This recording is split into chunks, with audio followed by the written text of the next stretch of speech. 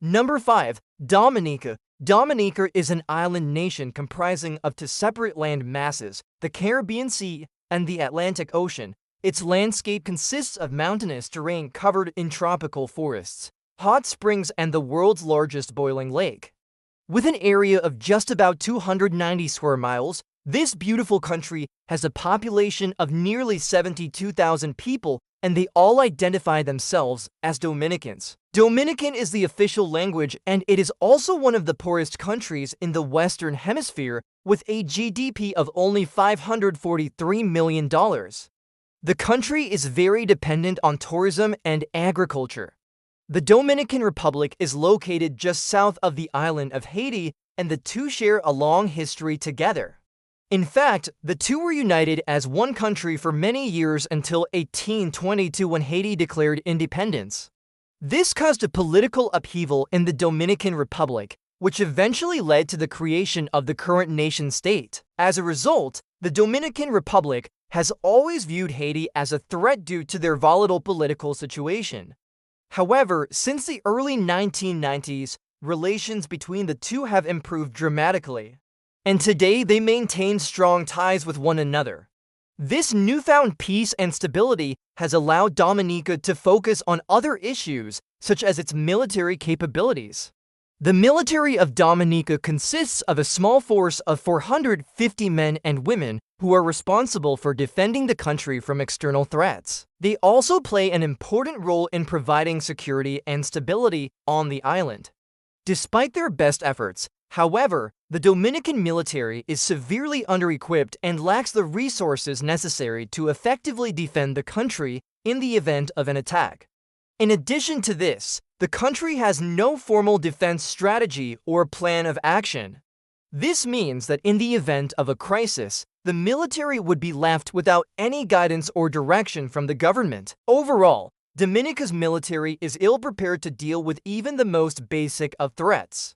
If attacked, the country would likely be overwhelmed and its people would be left vulnerable.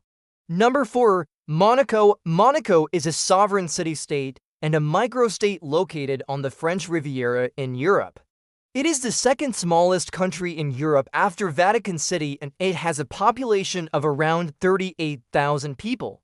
For centuries, Monaco was a part of the Genoese Republic, but in the 13th century it became independent. In 1861, France and Monaco signed a treaty which granted France sovereignty over the territory in exchange for financial compensation.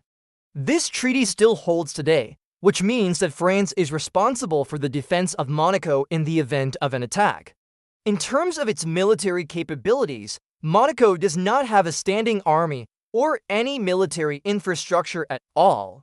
There are no tanks, fighter jets, or even a navy to speak of. In fact, the only military presence in Monaco is a small police force that is responsible for maintaining order within the city-state. If Monaco were ever to be attacked, then it would be up to France to defend it. As such, the French military would deploy troops and resources to protect the territory. Considering that Monaco is only 0.78 square miles in size, it would not take much to defend it against an invasion. Nevertheless, the lack of a local military means that the country is completely reliant on outside forces for its protection, making it one of the weakest militaries in the world. Number 3. San Marino. San Marino is a tiny Italian microstate located high up in the Apennines Mountains. It is the oldest surviving republic in the world, having been founded in the 300s AD. Throughout its long history, San Marino has managed to remain neutral and independent, which is quite remarkable considering that it is surrounded by potentially hostile nations. In fact, San Marino has never lost a war, and its citizens can trace their unbroken lineage back over 15 centuries. Despite its impressive track record, San Marino's military is extremely weak. The country has a population of around 34,000 people and a land area of just 20 square miles. Its economy is primarily based on tourism and agriculture, and it has no standing army or even a draft.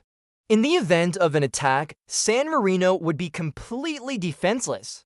Luckily for them, its geographical location makes it very difficult to invade. The only way to reach the country is through winding mountain roads, which can easily be blocked by a few determined defenders.